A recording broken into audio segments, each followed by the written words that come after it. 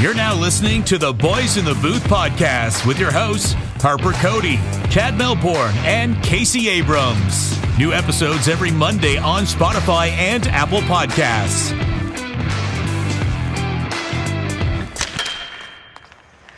Hello and welcome to episode 137 of the Boys in the Booth podcast. This time, it's just myself, Chad Melbourne, joined by Casey Abrams, no Harper Cody this week. And in this episode, what we're going to do is, obviously the World Junior Championship just finished and Canada won gold, as you already know, so that was great. But we're going to talk about a few players each that we spotted in the tournament who really stood out to us. So that's what we're going to do. But before we get into the full episode, Case, how are you doing? Pretty good. I'm super excited for this week, kind of just gliding through the first few days here, but long extended camping trip coming up this weekend out on the Thousand Islands, doing some canoeing and stuff. So I'm really excited for that. And yeah, good times ahead. I just want to say it was a lot of fun watching this tournament. So nice having it on in the summer so that there's something to watch. So that was a lot of enjoyment out of this, because as soon as I was done work, it was flick a game on and then wait another half an hour and another game's on. Yeah, it's amazing. Exactly. How are you doing, Chad? Good, man. Just like you, I enjoyed watching the hockey in August. I know there were kind of record low viewership numbers being floated around and record low attendance and everything like that. But personally, I feel like I was more invested in the World Juniors this year because it was the summertime. I wasn't being dragged to do this or that with family and friends around Christmas time, where I'm normally a bit more social. It was just it was during the work week, you weren't hanging out with people to do random things. So I was just watching games all day long, starting at whenever the first game was, and I would just keep it on.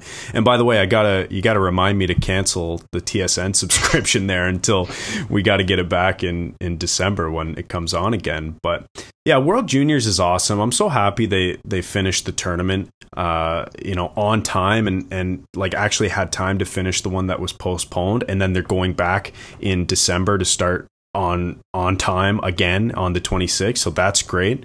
I love the World Juniors because it reminds you every year how to pronounce certain prospects' names. There were a few that kind of got me, which was Atu Ratu. I forgot that's the way that he likes his name pronounced, apparently. And there are a few others. There's always a few, so that was always good. But yeah, other than that, I'm just shocked at where the summer went, because dude, I start school again. I start second year law school on Monday. I have class on Monday. That's insane. It felt like the summer just started. So we're getting towards the end of the summer.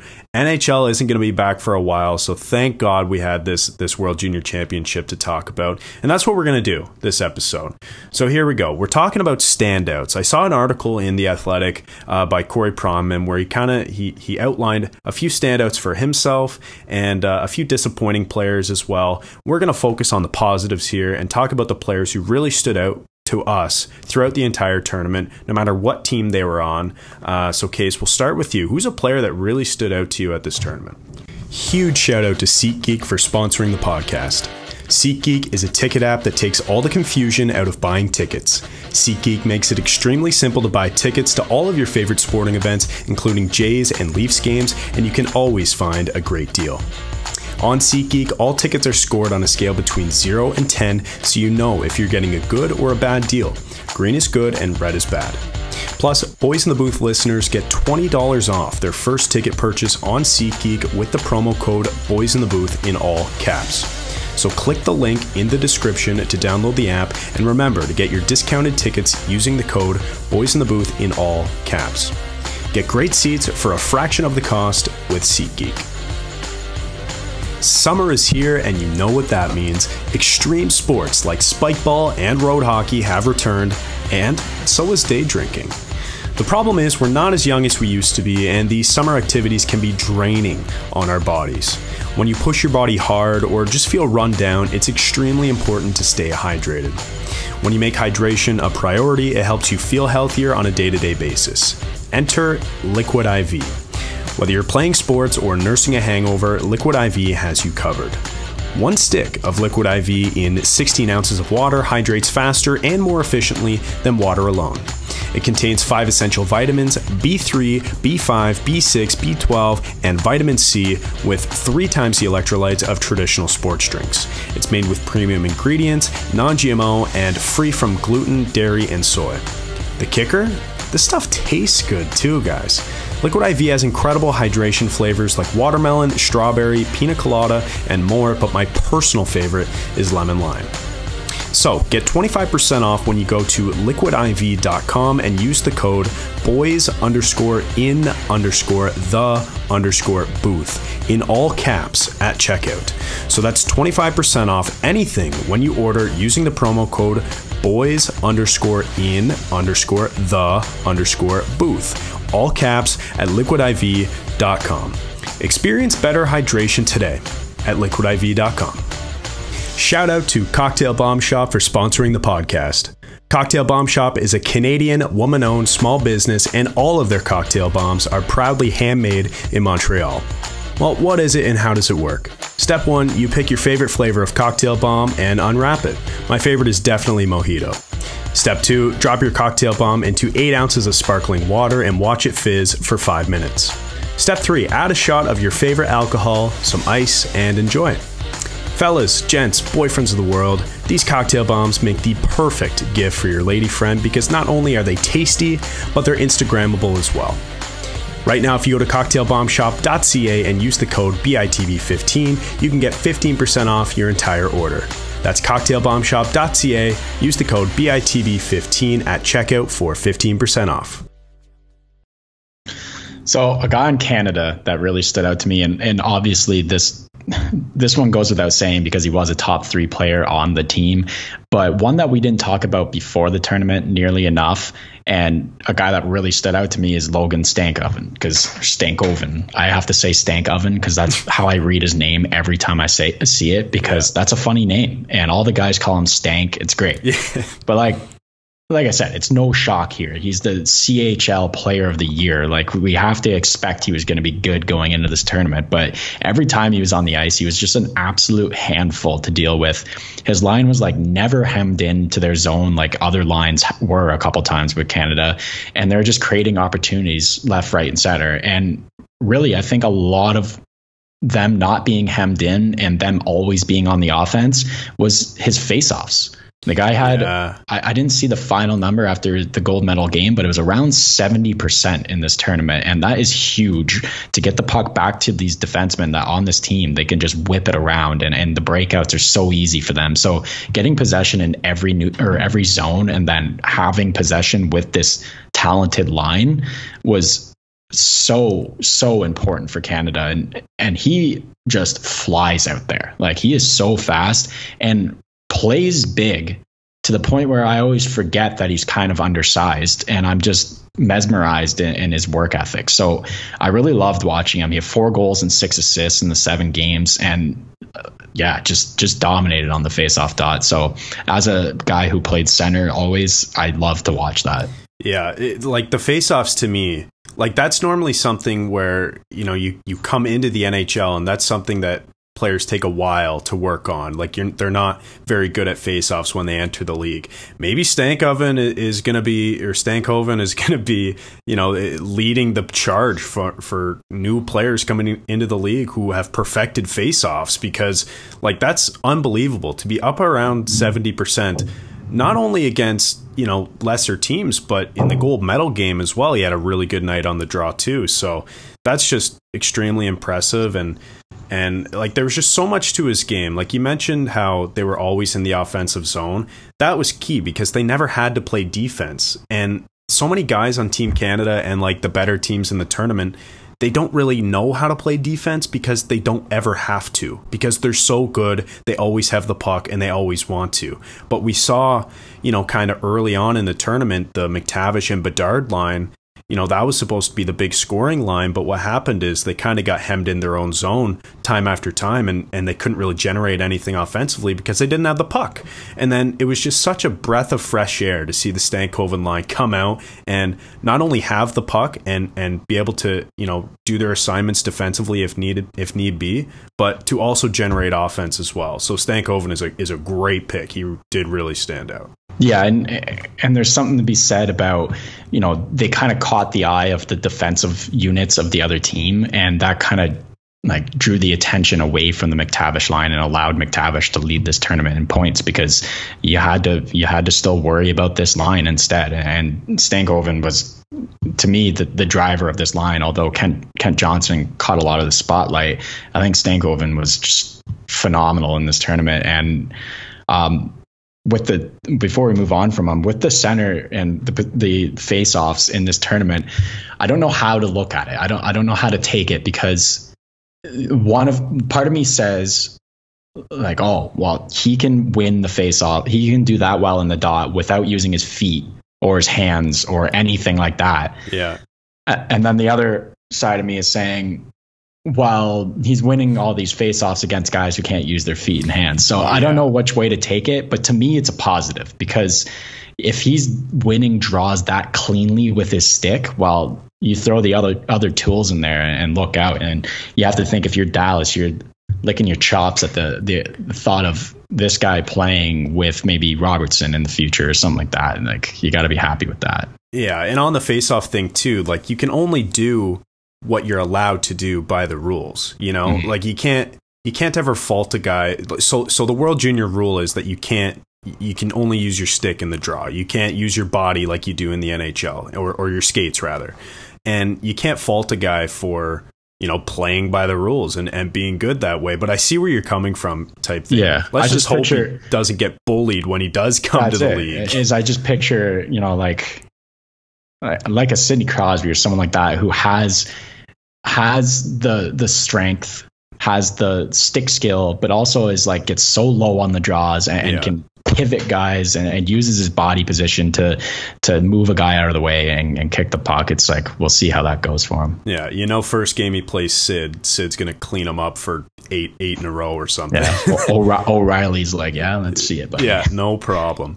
Okay, so Stankoven, that was a good pick. And there were so many guys on Team Canada. I figure I should mention this, because we kind of did this last episode too, where we talked about the World Juniors, but like, we didn't exclusively talk about the best players in the tournament. We didn't talk about McTavish much, because what else can you say? He was going to be incredible. He was incredible. And we kind of got everything we expected from McTavish, including the save off the goal line in overtime. That was ridiculous. I jumped off the couch for both that save and for the goal. Like, I was so excited and so invested in the game at that point. And after I saw him blow the tire behind the net, I was like, man, this is going to be a sad end to this tournament. And then he bats it out of the air. Are you kidding me? Yeah. And dude, like, he turned it over twice that same shift. And as soon as so he turned it over, went the other way. They got possession. It went the other way. And then it was kind of a broken play. He stepped up and missed the guy, so that created the odd man rush in the first place. Then when he's back checking, got tripped. Topi Niemela off his stick, fluttering, bouncing on the line, and McTavish bats it out of the air and then clears it out of there. And I said this too as it happened, when we were talking about it. I was so impressed with Bedard, his patience and calmness to not also get his stick in the area where McTavish was, and to just kind of let McTavish do his job and not try to be the hero, kind of knowing when to jump in and when not to. Because how many times do you see that where, one guy might think he has it, and then another guy or two comes in and then ends up putting it in because he's clumsy, Yeah. So I was impressed by that. But back to what I was saying, like, the point is, we're not talking about like the best players in the tournament, because everything's already been said. Kent Johnson, overtime winner, gold medal, like all these players. So we're talking about guys who have stood out to us. And so here we go. Second guy, and the first guy I'm going to bring up is a Swedish defenseman, Philadelphia Flyers pick, a bit of an undersized guy, but he is 20 years old. He's one of those guys who won't be eligible to play in Moncton and Halifax this year in December, but is eligible because of the how it was delayed or whatever. And he was picked 54th overall in 2020, and that's Emil Andre. Emil Andre, the Swedish defenseman, was one of the one bright spots about Sweden, and I thought he was an absolute standout. Not only was he the captain of the team, but he was probably their best player. He made the all-star team for the tournament, if that means anything. One of the best defensemen in the tournament. Ended up getting 8 points in 7 games played.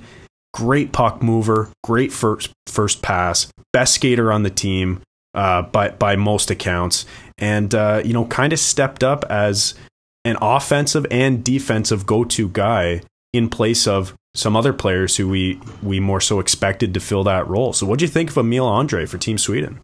Well, first of all, he really stepped up when Edvinsson went down with an injury in the first couple of games. It was like immediate that you saw him step up and be the guy, and no one really expected him coming into this tournament to be their number one. Well, man, I honestly don't see this team making it to the bronze medal game without him. I think there was 3 guys that stood out on Sweden for me. It's him, Wallstedt, and Lysell, which we mentioned before. And God, I love the creativity of that guy and the drive. He's so great. Thought about bringing him up again, but I had other guys I want to talk about. Well, Emil Andre, it seemed like every time I looked at the TV, he was on the ice. He was doing something and he was involved, and not just defensively, which he was great at, but he was really the offensive driver of this team Sweden, who struggled to score. And usually we expect them to have 3 snipers just putting the puck in the net. Well, it had to be a defenseman here. 4 goals and 4 assists in 7 games is awesome. And I'd like to see his time on ice total, but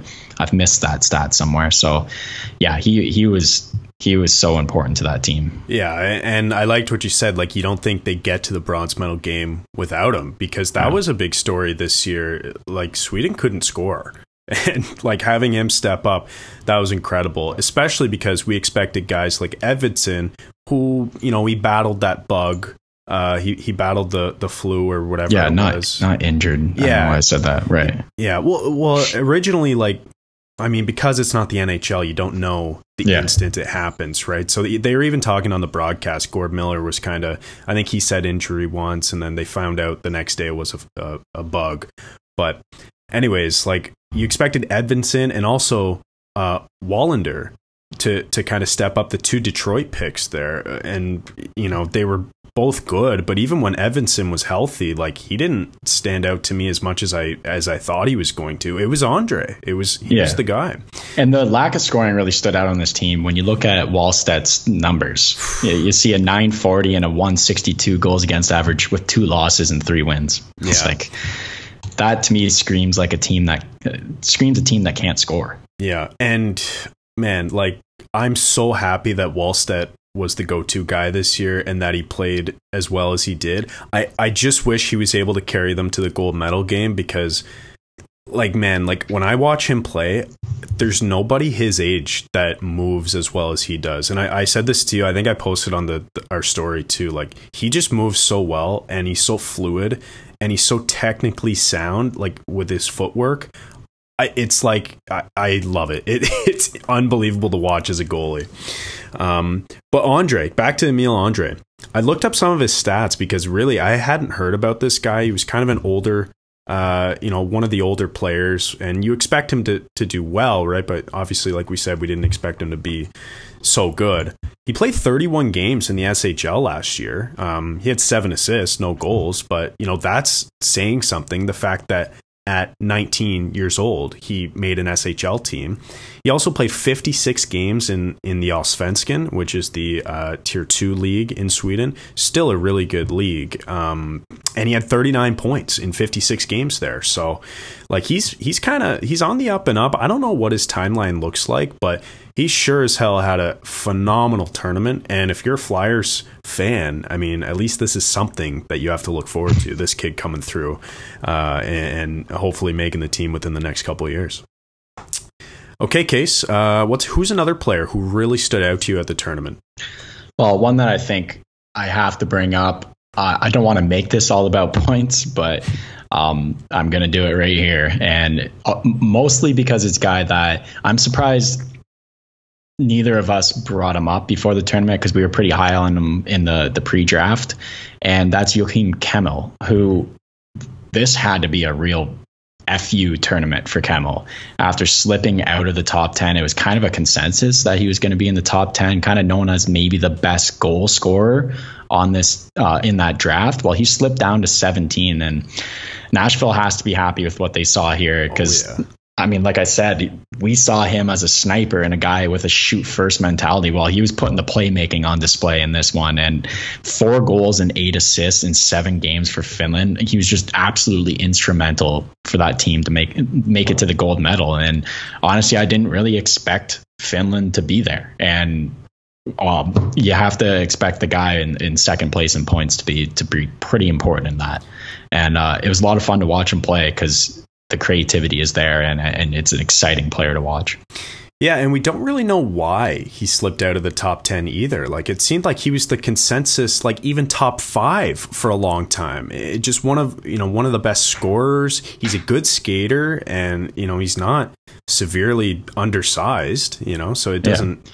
But that's one of the reasons why I wanted to bring him up, is ask this question: if this tournament happened in December, if it stayed in December, does he still get drafted in 17th, or does he move up? Oh, definitely not. Like we know hold on, is that where it was? 17? Yeah. My God, I thought it was like 12th or something. My God, that's shocking. But no, like you're right, he wouldn't get picked 17th, because GMs do place a lot of emphasis on this tournament, whether you agree with that philosophy or not, because it's on the world stage, and you kind of see what a player's made of if he can, step up to the plate. And Kemmel did, and I guarantee if that tournament was in December, he would have went higher than 17th. So if you're a Nashville Predators fan, you should be very excited. And the last thing I wanted to say about him is he's playing again in December. Oh yeah. Like, when you have a tournament like this, and I think he was second in points, in total points, you got to be looking forward to watching him play again in December. Oh yeah, I mean he's young. Like, he was drafted this year, so yeah, 17 at the start of the tournament, I believe. Yeah, so to be that young and that good, like how many times have we said this is a 19-year-old's tournament, or in this case this year a 20-year-old's tournament? He was 18 at the start of the tournament. Yeah, still, but yeah, to be a player just drafted, like this is, you can't even call it draft year +1. This is draft year. Still the draft year. That's extremely impressive. So good for him. He did score the tying goal against Canada, though, which I must admit I was a little bit happy about, because that pass to Kemmel, tape from Topi Niemela, was disgusting. Well, that is ridiculous to say, just as a Canadian. But I will say it did make for an exciting game, and the first golden goal for Canada since, I think they said 2008 on the broadcast. So yeah, and the amount of times they talked about throughout the whole tournament on the broadcast, Gord Miller, Mike Johnson, Craig Button, and some other people, like the amount of times they mentioned that Finland just owns World Junior Championship overtime. The amount of golden goals they've scored, like they've won 3 of the last 10 now World Junior Championships, and I believe, correct me if I'm wrong, I believe all 3 of those were golden goals. The one was scored by Kapanen, and I forget the other 2, but I'm pretty sure that's the stat. So when I saw that they were going to overtime, and I heard all tournament long that they just own World Junior Championship overtime, I'm like, oh God, here we go. It's going to be, Canada's going to lose in spectacular fashion because the Finns just own overtime. But what a finish, dude. And obviously I was happy that Canada got it done, but like I said, kind of tongue-in-cheek, I was a bit excited to see Hiervenin and Niemela do so well in the tournament as well. Okay, so that's Kemmel. Definitely a good standout player. I wanted to talk about Carter Mazer as my second standout player here. He was another 20-year-old in the tournament, American, Red Wings draft pick, go figure, 3rd rounder in 2021, 70th overall. He had a really, really good tournament for the States. He finished second in total tournament goals. He had 5 in 5 games, finished with 7 points. Not crazy, but nobody on the States really blew it out of the water points-wise anyways. But in terms of goals, he was one of the highest goal scorers in the tournament, and he looked like it. Every time this kid touched the puck, I had to ask myself and look him up on HockeyDB. I was like, who is this kid? Because he was electric. The USA was kind of expecting guys like, Bordalo, Coronado, Cooley, Nyes, those guys to be like their driving offensive weapons, at least, up front. Obviously, they had Hughes and other guys on the back end too. But, Bordalo had a good tournament. Coronado did. Nyes left a bit to be bit to be desired. And same with Cooley. He didn't have a fantastic tournament, or at least as good as I thought he was going to get. So then guys like Slagert and Mazer, who was my standout player, Mazer, had unbelievable tournaments, and they stepped up. And every time this kid touched the puck, like I said, I was just amazed. The creativity, the skill, the shot was just phenomenal. So what'd you notice about Mazer? Did you like his tournament? Did he stand out to you as well? Well, first of all, Detroit with a sleeper pick. Yeah. Standing out in the World Juniors. Who'd have thought? What are you talking about? Oh, that's literally every one of their players. I felt like every time they're shocked about when a guy was drafted on the broadcast, it was a Detroit player. And yeah. Yeah, no, like you said, I didn't know much about him going into the tournament, so I was always surprised to see he was the driver on this team, and Team USA that's certainly disappointed right now. Yeah. And how this tournament played out.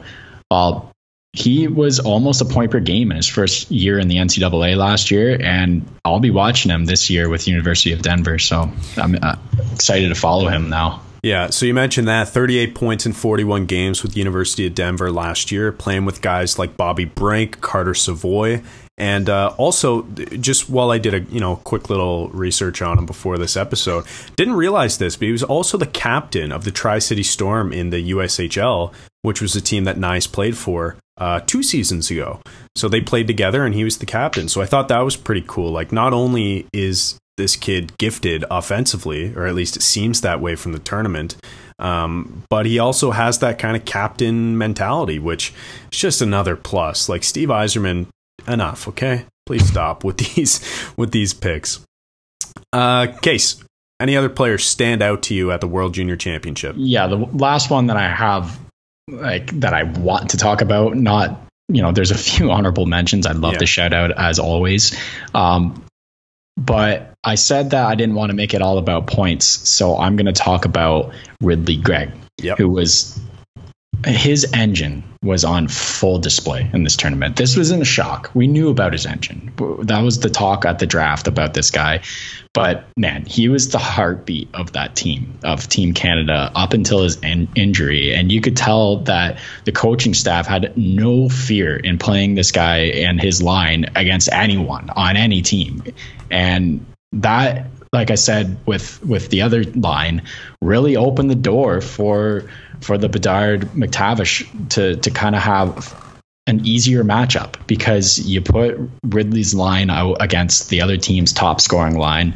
You match up well with Stankoven's line out there against the other team's defensive line, and it's that leaves the door open, and that really does play a lot in these tournaments, matchups, and where you can play your stars. Well, if Ridley played the whole tournament, I don't think there is a doubt that he would be in the conversation for the top 3 players on the team.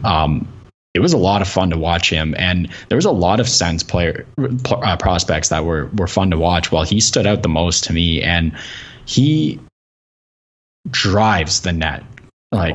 He goes right to the crease. He'll go through 3 guys if he has to, but he is not looking to play a European style at all. He goes right up the middle, and that's just so refreshing to watch in this tournament, because there is a lot of perimeter play, especially when you're watching Sweden, for example, but that's how they play. And that's not necessarily a negative if you can do it right. Well, you don't have to do it right if you're driving up the middle and getting the puck on net and causing chaos every time you're on the ice. And it wasn't all his defensive play and his engine on display. He did have 3 goals and 3 assists in the 5 games he played. So I think it would have been maybe even a cakewalk in the finals if he was on the ice.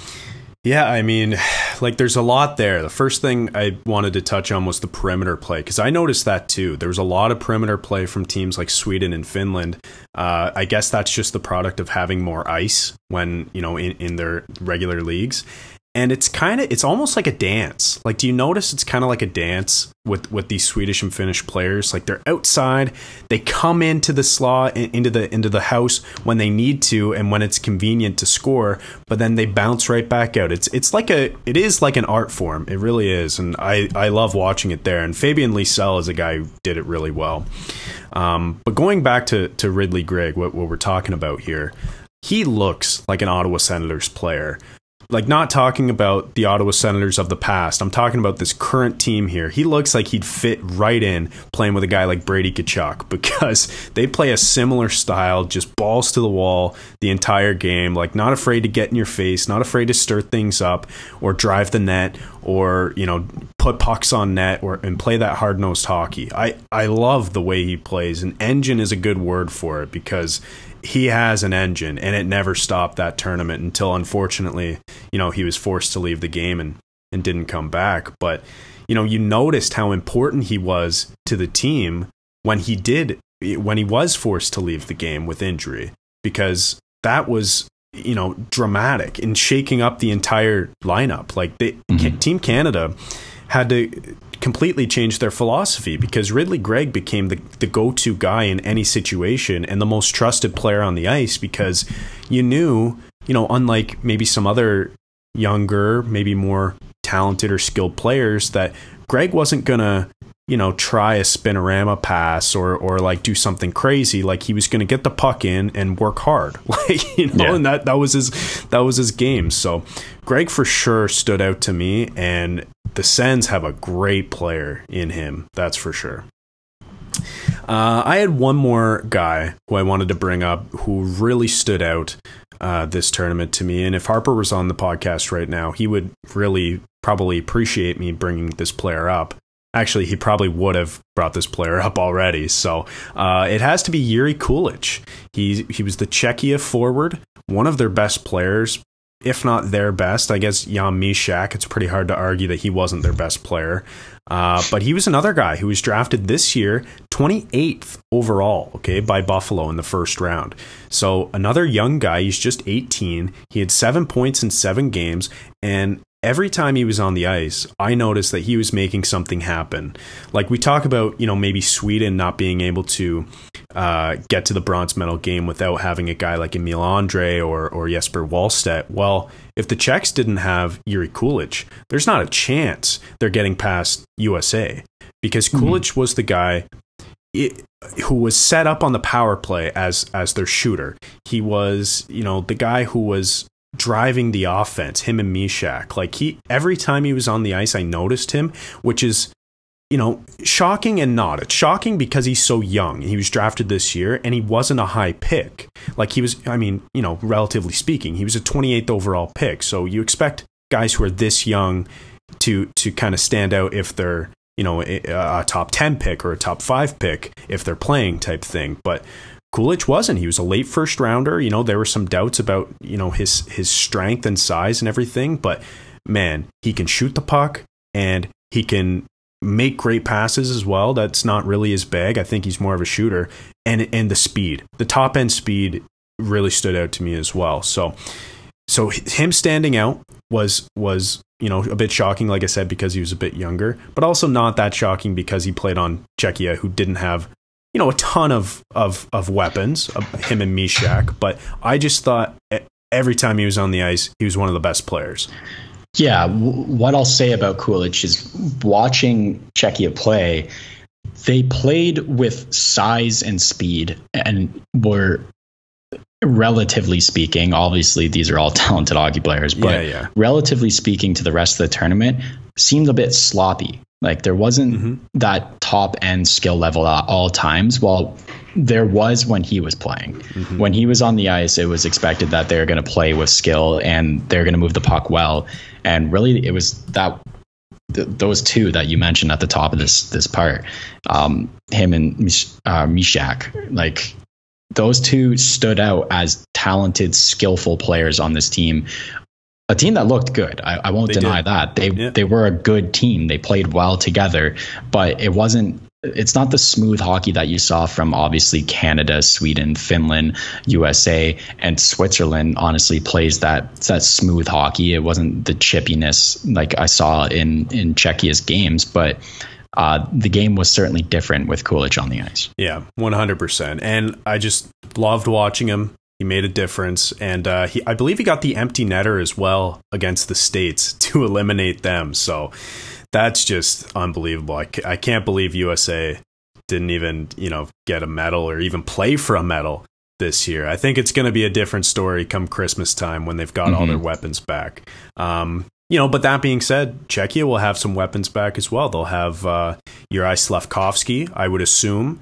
If Montreal lets him go, and Philip Mazer or Machar, however you want to say, the other Montreal pick. Also, I'm thinking of Slovaks. That's what I meant to say. I'm thinking of Slovakian. Yeah, my bad. But the point is, teams are getting weapons back at the next tournament, and I guess we'll see how that turns out. Any honorable mentions before we wrap up this episode? Yeah, I didn't want to bring up 3 Canadians, so I left this guy off, but I want to talk about Olin Zellweger. He was that standout defenseman for Canada. They have one every year. Last year it was Cooley and Powers. Well, it was Zellweger this year. He was on the ice all the time. He was dishing the puck on the power play. He was breaking the puck out. It was like every time he had the puck on his stick in the Canada zone, I just felt comfortable. I was like, okay, it's getting out. No matter what way he has to do it, it will not be in the back of Canada's net. Yeah. So it was a lot of fun to watch him. Great skater. That's really my honorable mention player. My honorable mention team was Latvia. This is the best they've ever looked in a tournament. I'm not just saying that because they won a game, but I'm saying that because every game, well, not every game. I think Canada pumped them pretty hard. Yeah, there was a couple games that they were in it. They went to a shootout. They won a game. It was I don't know. I'm mixing up how their tournament went in my head. But they won one, which was their first preliminary victory in the World Juniors ever. They beat Czechia and lost to Slovakia in the shootout. Yes, exactly. Correct. Okay. Yes. That's where I was going with this. They looked good. They played really well. Again, there's always that goalie that stands out on a poor team, and that was them this tournament. Last year it was Germany with the same goalie they had this year, Bugle. Yeah. So yeah, they were fun to watch. I think it's always good for those teams to have success. It's always good for their program. Maybe they'll get more kids involved. So we saw this. It's happened with Slovakia and how they've been playing. It's happening with Germany. It's happening with Switzerland. It's I'd really like to see more competition in this tournament. So it starts with teams like Latvia having a good showing.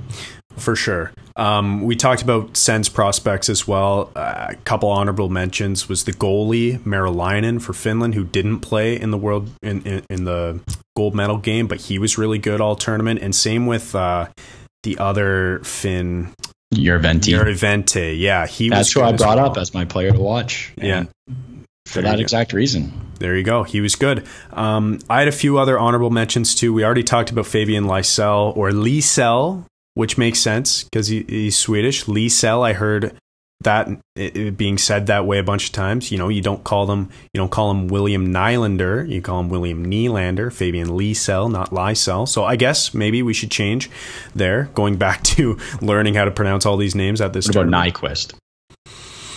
Yeah, it's a good one too. Yeah, there you go. That's a counterpoint. But then also, so Lysell was one of my honorable mentions. Atu Ratu, who we brought up as well. Another honorable mentions. 10 points in 7 games, man. I can't believe he went 52nd overall when he was supposed to go first. And then another player had to bring up was Ronnie Hiervenin. I thought he had a really great tournament. Leafs prospect, second rounder from a couple years ago.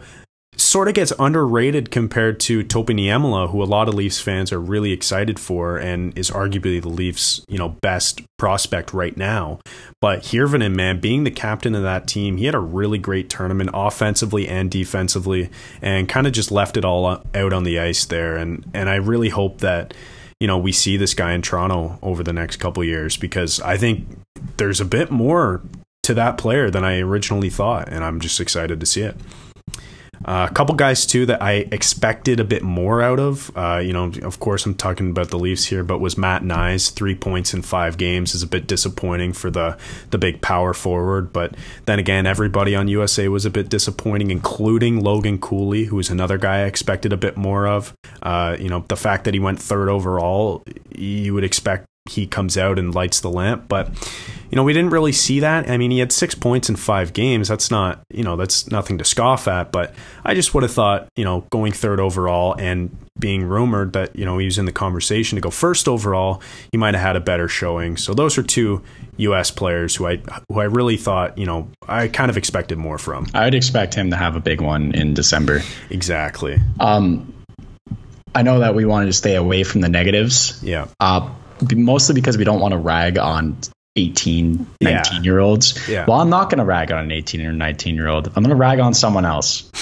The fun little segment here. Okay. I'm going to bring up the fact that 50% of the games I was super invested, listening to the broadcast, enjoying the broadcast, and then there was the 50% that Craig Button did. And I chose to stop listening and sometimes listen to a podcast or listen to music with the game on mute because I didn't want to listen to him anymore. Yeah. It's not just because he stands 10 feet from the mic and yells at it so you can hear him. It's the old mentality of hockey that he brings every single time. And then the fact that he picks one thing to talk about and then just hits that nail, beats that dead horse for the rest of the game. It actually drove me insane. The game that I watched where he was talking about, he was doing the color for Sweden. It was so annoying. It was like, in the first 5 minutes, he brought up that they are a perimeter team and that they kept shooting from outside of the home plate. Yeah. Well, after that, every single shot they took that was not in the middle of the slot, he was like, you're just not going to generate anything from out there. That's around the outside. You got to get inside. And, he just ragged on that all night. And then the other one was in the shootout, Slavkowski and Latvia. They're going in too slow. They're not going in fast enough. You can't put yourself on the backhand. A third of all the shootout goals in the NHL are scored on the backhand, but don't ever go to your backhand. I just can't listen to him rag on the same thing for like 10 minutes straight. It drove me insane. And it just bad takes, just bad old style hockey takes. Mike Johnson was great. I loved listening to him. And, someone does something highly skilled, not just in this tournament, but in the NHL. Mike Johnson's like, oh my God, how did they do that? That is so talented. I played in the show and I could never do that. Like, I would never even think about doing that. That's amazing. Yeah. They do it with Craig Button and he's like, now see, he put himself out of position there. It's like, dude, let the talented kids do talented kid things. Yeah. At the fun tournament. Like, this is literally, it's the most fun these kids will ever have playing on the international stage. Let them have fun. Yeah. No, I feel that, man. And we talked about that. And, the problem is Craig, in comparison to pretty much everyone else on the broadcast, is a time capsule. He's just stuck in his ways and like, not saying that like Craig is terrible, because I think he can be okay at times. It's just it's not very refreshing to hear the same take over and over again, and that's why Mike Johnson is just a breath of fresh air. And I've been saying this forever. Like, Mike Johnson is one of the only color analysts, between the bench guys, including Ray Ferraro, because Ray's good too, who played, so has that experience, but also understands and gives some sort of give some sort of credibility to analytics as well. So he kind of does both. And I think you need that. I don't think you can lean in entirely to analytics, despite being a guy who likes them. And I don't think you can lean in entirely to just playing your playing experience. So I like how Mike Johnson does both. Mike Johnson was great and really fun to listen to, unless you're a ref, because he got on them a couple times. He did. But what I'll say, I won't say all negative things about Craig Button. I will say that I think there's a place for him still as like the analyst in between periods of NHL games. I agree. He does do a good job in those segments, but those are little bursts. He's bringing up his point that he has to make. He'll talk about it. He does do a good job in the way that he brings up whatever he wants to talk about. It's the 20 minutes of him ragging on the same thing that drove me insane. Yeah. Also in the NHL, you can still sort of have that old school mentality and get away with it. I don't think you can in this tournament. So I really, really missed Ray Ferraro. And I think that's the only reason he was there. Yeah. Yeah. 100%. Like you need, okay. Like we've talked about this for a while and we probably want to wrap up, but like you need a bit of both, like I mentioned, and I think you're totally right that there's still a place for that old school mentality between periods. And, because then you have different people who represent a different opinion, ideally, and then he comes in with the old school opinion, and then you hear some pushback from, maybe a guy like O-Dog, who is also on the TSM panel, who, although he's stuck in his player days, he also loves the new skilled stuff, and then, you kind of get the back and forth. Whereas when, you've got 20 minutes of him talking, or really 60 minutes, 20 times 3, then he just, it sounds like the same repeated, take over and over. And that just gets stale so quick. And so I totally get where you're coming from. Last thing I wanted to say, unless you had more on the commentator stuff. One more thing on commentators, super quick. Love Cheryl Pounder. Yes. I could listen to her the whole time. She's the best. She's good. She's really good. Yeah. And I forget who the other woman Team Canada player was who was also doing it. Now she's a broadcaster.